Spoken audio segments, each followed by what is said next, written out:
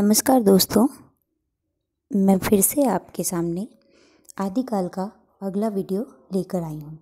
दोस्तों, इससे पहले जो हमने वीडियो बनाया था उस वीडियो में हमने प्रकरण 2 तक पढ़ लिया था। अब हम शुरू करने जा रहे हैं प्रकरण 3, जो कि है देश भाषा काव्य, जिसे वीर गाथा काल के अंतर्गत हम पढ़ने जा रहे हैं। प्रकरण 3, इस प्रकरण में देश भाषा, उसमें रचित रासो काव्य और 7 ग्रंथों का विवेचन किया गया है। ये 7 ग्रंथ इस प्रकार हैं: खुमान रासो, दलपत विजय, इनके रचनाकार है बीसलदेव रासो, नरपति नाल्ह, पृथ्वीराज रासो, चंद बरदाई, जय चंद प्रकाश भट्ट केदार, जय मयंक जसचंद्रिका, इसके रचनाकार मधुकर कवि हैं, परमाल रासो, जगनिक और रणमल छंद, जो कि श्रीधर की रचना है। शुक्ल जी द्वारा अपने ग्रंथ के आरंभ में दी गई 12 पुस्तकों की सूची में से 8 को देश भाषा काव्य में रखा गया था, जिनमें से 6 का वर्णन इस प्रकरण में किया गया है। शेष 2, जो कि विद्यापति की पदावली और खुसरो की पहेलियाँ आदि, को प्रकरण 4 फुटकल रचनाएं में स्थान दिया गया है। इसका कारण उनमें विषय वस्तु एवं भाषा संबंधी भिन्नता है। प्रशस्ति काव्य को ही रासो कहा गया। इसे शुक्ल जी ने आदिकाल के प्रकरण 1 में ही स्पष्ट करते हुए लिखा था: राजाश्रित कवि और चारण जिस प्रकार नीति श्रृंगार आदि के फुटकल दोहे राजसभाओं में सुनाया करते थे, उसी प्रकार अपने आश्रयदाता राजाओं के पराक्रमपूर्ण चरित्रों या गाथाओं का वर्णन भी किया करते थे। यही प्रबंध परंपरा रासों के नाम से पाई जाती है, जिसे लक्ष्य करके इस काल को हमने वीर गाथा काल कहा है। तो यहाँ पर उन्होंने यह आधार बताया है कि इन्होंने आदिकाल को वीर गाथा काल क्यों कहा है। ठीक है, अब मैं यहाँ आपको बताना चाहती हूँ दोस्तों कि मैं आपको यहाँ बताना चाहती हूँ कि उन्होंने वीर गाथा काल कहा है। इसके पीछे उन्होंने अपने कारण दिए हैं कि वीर गाथा काल इन्होंने इन रचनाओं को क्यों कहा है। गुप्त साम्राज्य के ध्वस्त होने पर हर्षवर्धन, जिनकी मृत्यु संवत 704 के उपरांत भारत का पश्चिमी भाग ही भारतीय सभ्यता और बल वैभव का केंद्र हो रहा था, कन्नौज, अजमेर, अन्हिलवाड़ा आदि बड़ी बड़ी राजधानियाँ उधर ही प्रतिष्ठित थीं। उधर की भाषा ही शिष्ट मानी जाती थी और कवि चारण उसी भाषा में रचना करते थे। प्रारंभिक काल का जो साहित्य रासो हमें उपलब्ध है, उसका आविर्भाव उसी भूभाग में हुआ। हर्षवर्धन के बाद केंद्रीय सत्ता न रहने से छोटे छोटे राज्य खुद को स्वतंत्र घोषित कर चुके थे और लड़ाई आम हो गई थी। कभी साम्राज्यवादी इच्छा से तो कभी कभी शौर्य प्रदर्शन मात्र से लड़ाई मोल ली जाती थी। बीच बीच में मुसलमानों के हमले भी होते रहते थे। इस प्रकार जिस समय से हमारे हिंदी साहित्य का अभ्युदय होता है, वह लड़ाई भिड़ाई का समय था, वीरता के गौरव का समय था।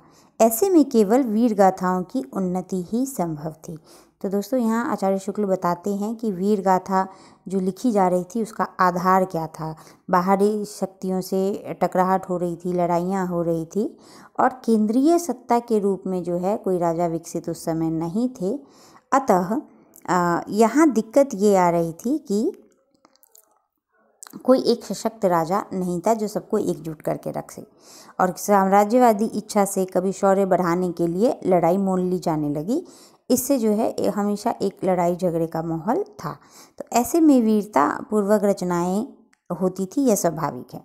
राजा भोज की सभा में खड़े होकर राजा की दानशीलता का लंबा चौड़ा वर्णन करके लाखों रुपए पाने वाले कवियों का समय बीत चुका था। दरबारों में शास्त्रार्थों की वह धूम नहीं रह गई थी। पांडित्य के चमत्कार पर पुरस्कार का विधान भी ढीला पड़ गया था। उस समय तो जो भाट या चारण किसी राजा के पराक्रम, विजय, शत्रु कन्या हरण आदि की अत्युक्तिपूर्ण अर्थात अतिशोक्तिपूर्ण आलाप करता या रण क्षेत्रों में जाकर वीरों के हृदय में उत्साह की उमंगें भरा करता था, वही सम्मान पाता था। प्रशस्तिमूलक काव्य प्रशस्ति मूलक काव्य वीर गाथाओं की मुख्य विशेषता इस प्रकार है। 2 रूपों में ये मिलता है, प्रबंध काव्य के साहित्यिक रूप में और वीर गीतों यानी कि बैलेट्स के रूप में। वीर रस के पद्य प्रचलित छंद दोहे की बजाय प्रायः छप्पे में लिखे जाते थे। तो ये प्रश्न रिपीट हुए हैं कई बार कि वीर रस के जो पद्य है वो किस में लिखे जाते थे, तो आप बता सकते हैं कि प्रचलित उस समय जो था दोहा था, लेकिन वहाँ पर छप्पे में लिखे जाते थे। यूरोप की वीर गाथाओं की तरह ही मुख्य विषय युद्ध और प्रेम रहा। इस प्रकार इन काव्यों में श्रृंगार का भी मिश्रण रहता था, पर गौण रूप में प्रधान वीर रस ही होता था। आश्रय कवि अपने राजाओं के शौर्य आदि गुणों का अतिशयोक्तिपूर्ण वर्णन करते थे। इससे इन काव्यों में प्रथानुकूल कल्पित घटनाओं की बहुत अधिक योजना रहती थी। रासो काव्य के प्रायः सभी ग्रंथों की सामग्री की प्रामाणिकता संदिग्ध है। कुछ ग्रंथ तो अप्राप्य ही हैं और जो प्राप्त भी हैं उनकी सामग्री का बहुत सा हिस्सा बाद का जोड़ा हुआ मालूम पड़ता है। इस फेर फार का एक कारण शुक्ल जी ने रेखांकित किया है। वो कारण बताते हैं कि भट्ट चारण जीविका के विचार से उन्हें अपने उत्तराधिकारियों के पास भी छोड़ जाते थे। ठीक है, छोड़ जाते थे और चारणों की परंपरा के चलते रहने में भी उनमें फेरफार भी बहुत कुछ होता रहता था। अब रचना में हम आते हैं दोस्तों, जो कि है बीसल देव रासो। बीसल देव रासो के काव्य के अर्थ में रसायन शब्द बार बार आया है, अतः हमारी समझ में इसी रसायन शब्द से होते होते रासो हो गया है। नाल के इस बीसल देव में जैसा कि होना चाहिए था, न तो उक्त वीर राजा की ऐतिहासिक चढ़ाइयों का वर्णन है, न उसके शौर्य पराक्रम का। श्रृंगार रस की दृष्टि से विवाह, रूठकर विदेश जाने का, प्रोषित पतिका के वर्णन के लिए मनमाना वर्णन है। इस छोटी सी पुस्तक को बीसल देव ऐसे वीर का रासो कहना खटकता है, पर जब हम देखते हैं कि यह कोई काव्य ग्रंथ नहीं है, केवल गाने के लिए इसे रचा गया है, तो बहुत कुछ समाधान हो जाता है। यह पुस्तक न तो वस्तु के विचार से और न भाषा के विचार से अपने असली और मूल रूप में कही जा सकती है। इनके अर्थात बीसल देव या विग्रहराज चतुर्थ वीर चरित्र का बहुत कुछ वर्णन इनके राजकवि सोमदेव रचित ललित विग्रहराज नाटक, जो कि संस्कृत भाषा में है, उसमें है पृथ्वीराज रासो। ये बहुत महत्वपूर्ण है दोस्तों कि चंद्रबरदाई जी ने इनको लिखा है। ये चंद्रबरदाई हिंदी के प्रथम महाकवि माने जाते हैं। ये महत्वपूर्ण बिंदु है कि हिंदी के प्रथम महाकवि कौन माने जाते हैं, तो हिंदी के प्रथम महाकवि माने जाते हैं कौन? चंद्रबरदाई। ठीक है, चंद्रबरदाई हिंदी के प्रथम महाकवि माने जाते हैं। इनकी रचना है पृथ्वीराज रासो। यह ग्रंथ न तो भाषा के इतिहास के और न साहित्य के इतिहास के जिज्ञासुओं के काम का है। यह पूरा ग्रंथ वास्तव में जाली है। ये आचार्य रामचंद्र शुक्ल जी का कथन है दोस्तों। प्रादेशिक बोलियों के साथ साथ ब्रज या मध्य देश की भाषा का आश्रय लेकर एक सामान्य साहित्यिक भाषा भी स्वीकृत हो चुकी थी, जो चारणों में पिंगल भाषा के नाम से पुकारी जाती थी। अपभ्रंश के योग से शुद्ध राजस्थानी भाषा का जो साहित्यिक रूप था वह डिंगल कहलाता था। अब प्रकरण 4 पर हम आते हैं, जो कि है फुटकल रचनाएं। आदिकाल में मोटे तौर पर 3 तरह की भाषा मिलती है। ठीक है दोस्तों, अब भाषाओं के बारे में हम बात कर लेते हैं कि प्राकृत की रूढ़ियों से बहुत कुछ बद्ध भाषा अपभ्रंश, इसके भी 3 रूप हैं। तो पहले प्राकृत की रूढ़ियाँ जिनमें थी उससे बद्ध अपभ्रंश था। इसके 3 रूप है। पहला है प्रचलित काव्य भाषा, जो कि सिद्धों द्वारा प्रयोग होता था। सदुकरी, जो नाथों द्वारा प्रयुक्त होता था। शारंगधर विद्यापति की बोली, जो कि अपभ्रंश थी। और प्राकृत की रूढ़ियों से बहुत कुछ मुक्त भाषा देश भाषा थी। इसके 2 रूप थे, पिंगल और डिंगल। प्राकृत की रूढ़ियों से लगभग मुक्त भाषा विद्यापति पदावली, खुसरो की पहेलियाँ आदि इसके उदाहरण हैं। देश भाषा पर भाषा संबंधी रूढ़ियों के प्रभाव को लक्षित करते हुए शुक्ल जी ने लिखा कि जैसा पुराना चावल ही बड़े आदमियों के योग्य खाने योग्य समझा जाता है, वैसे ही अपने समय से कुछ पुरानी पड़ी हुई परंपरा के गौरव से युक्त भाषा ही पुस्तक रचने वालों के व्यवहार योग्य समझी जाती है। दोस्तों, ये जून 2019 के नेट परीक्षा में भी है, जैसा आप देख रहे हैं। इसके अलावा बहुत बार ये प्रश्न रिपीट हो चुका है, तो मैं आपको कहूँगी कि आप इसको कहीं नोट कर सकते हैं तो नोट कर लें कि जैसा पुराना चावल ही बड़े आदमियों के खाने योग्य समझा जाता है, वैसे ही अपने समय से कुछ पुरानी पड़ी हुई परंपरा के गौरव से युक्त भाषा ही पुस्तक रचने वाले के व्यवहार योग्य समझी जाती थी। विद्यापति ने अपनी पदावली और अमीर खुसरो ने अपनी विभिन्न रचनाओं में जनता की बहुत कुछ असली बोलचाल और उसके बीच कहे सुने जाने वाले पद्यों की भाषा के बहुत कुछ असली रूप का प्रयोग किया। खुसरो ने पश्चिम और विद्यापति ने पूरब की भाषा का प्रयोग किया। ये महत्वपूर्ण है कि खुसरो ने कौन सी, पश्चिम की भाषा, और विद्यापति ने पूरब की भाषा का प्रयोग किया। अब हम आ जाते हैं अमीर खुसरो की रचनाओं पे। तो अमीर खुसरो ये फारसी के बहुत अच्छे ग्रंथकार थे, ये याद रखिएगा, और अपने समय के नामी कवि थे। ये बड़े विनोदी, मिलनसार, सहृदयी थे। इसी से जनता की सब बातों में पूरा योग देना चाहते थे।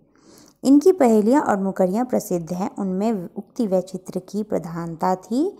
यद्यपि कुछ रसीले गीत और दोहे भी इन्होंने कहे हैं। खुसरो के नाम पर संग्रहित पहेलियों में कुछ प्रक्षिप्त और पीछे की जोड़ी पहेलियाँ भी मिल गई हैं, इसमें संदेह नहीं। उदाहरण, हुक्के वाली पहेली, हुक्का व तंबाकू खुसरो के बहुत बाद जहांगीर के समय प्रचारित हुआ।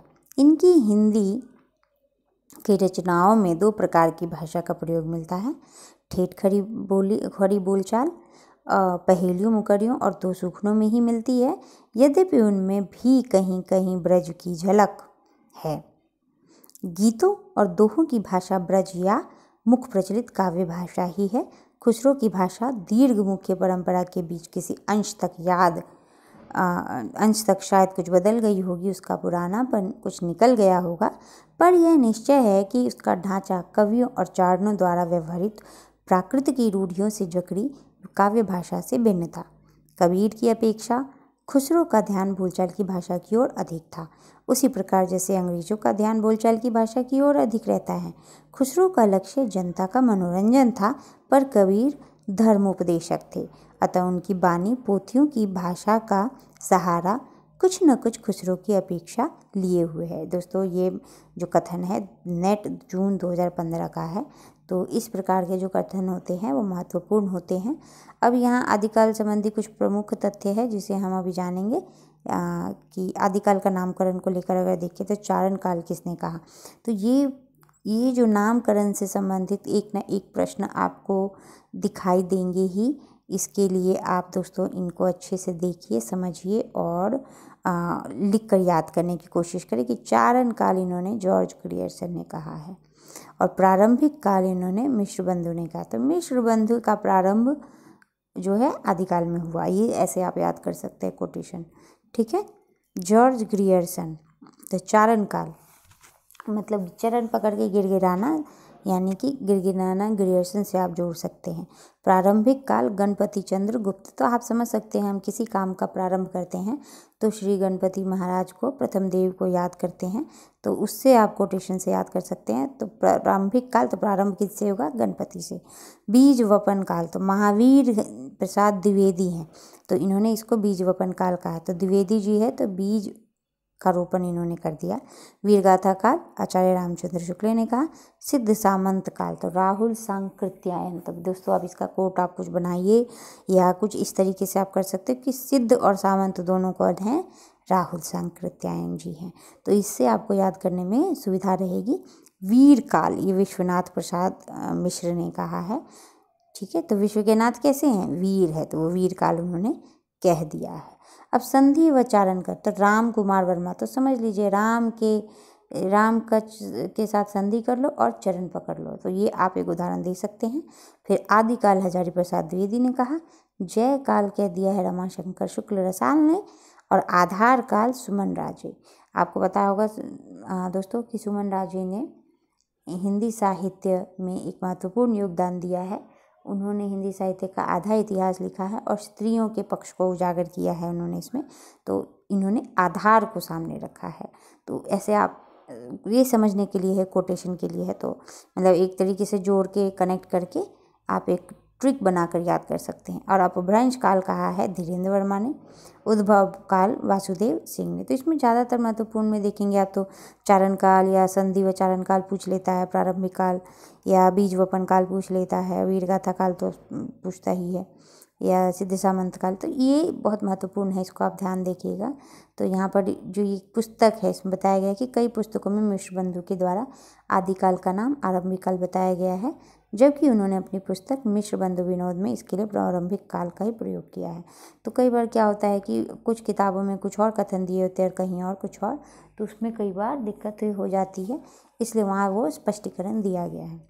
अब आगे बढ़ते हैं हम। विद्यापति 3 भाषाओं में काव्य रचना की है इन्होंने, संस्कृत, अपभ्रंश और देश भाषा पर, जिसकी रचना के कारण ये मैथिल कोकिल कहलाए वह इनकी पदावली है। तो दोस्तों इनकी जो विद्यापति की जो विद्यापति पदावली है वो मैथिली भाषा में है और इसके कारण उनको बहुत वाहवाही मिली और वो मैथिल कवि कहलाए। पदावली में अपने समय की प्रचलित मैथिली भाषा का प्रयोग किया गया है। सर जॉर्ज ग्रियर्सन ने बिहारी और मैथिली को मागधी अपभ्रंश से निकली होने के कारण हिंदी से अलग माना है। ये एक महत्वपूर्ण बिंदु है दोस्तों कि जॉर्ज ग्रियर्सन ने बिहारी और मैथिली को मागधी अपभ्रंश से निकली होने के कारण हिंदी से अलग माना, किंतु शब्दावली की एकता को आधार बनाते हुए शुक्ल जी ने घोषित किया कि जिस प्रकार हिंदी साहित्य बीसल देवरासों पर अपना अधिकार रखता है, उसी प्रकार विद्यापति की पदावली पर भी रखता है। आध्यात्मिक रंग के चश्मे आजकल बहुत सस्ते हो गए हैं, उन्हें चढ़ाकर जैसे कुछ लोगों ने गीत गोविंद के पदों को आध्यात्मिक संगीत बताया है, वैसे ही विद्यापति के इन पदों को भी सूर आदि कृष्ण भक्तों के श्रृंगार पदों की भी ऐसे लोग आध्यात्मिक व्याख्या चाहते हैं। पता नहीं बाल लीला के पदों का वे क्या करेंगे। इस संबंध में यह अच्छी तरह समझ रखना चाहिए कि लीलाओं का कीर्तन कृष्ण भक्ति का एक प्रधान अंग है। जिस रूप में लीलाएं वर्णित हैं उसी रूप में उनका ग्रहण हुआ है। इन लीलाओं का दूसरा अर्थ निकालने की आवश्यकता नहीं है। विद्यापति के पदों को प्रायः श्रृंगार का माना और राधा कृष्ण नायिका और नायक हैं। जयदेव के गीत काव्य के अनुकरण पर इनकी रचना की संभावना व्यक्त की और इनके माधुर्य को अद्भुत माना। विद्यापति को शैव माना गया है। विद्यापति को कृष्ण भक्तों की परंपरा में न समझना चाहिए। शुक्ल जी ने राजा हमीर तक वीर गाथा काल को माना। उनके पीछे भी वीर काव्य की रचना तो हुई, किंतु कवि की प्रवृत्ति बदल चुकी थी। इसे लक्ष्य करते हुए शुक्ल जी ने लिखा हिंदी साहित्य में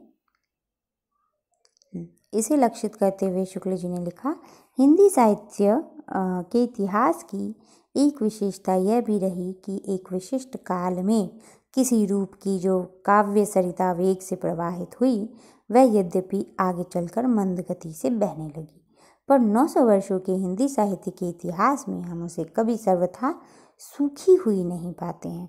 तो दोस्तों इसी के साथ हमने आज ये फुटकल रचनाएं देखी है, जिसमें विद्यापति की रचनाओं को देखा और ये आदिकालीन संबंधी प्रमुख तथ्य जो हमने देखे थे। तो यहाँ तक आज हम पढ़ते हैं। अगले वीडियो को लेकर मैं जल्दी हाजिर होती हूँ। आप अपने विचार कमेंट के माध्यम से मैं भेज सकते हैं। फिर मिलती हूँ आपको एक नए वीडियो के साथ और आप अपने सुझाव देते रहें। मिलते हैं फिर। नमस्कार।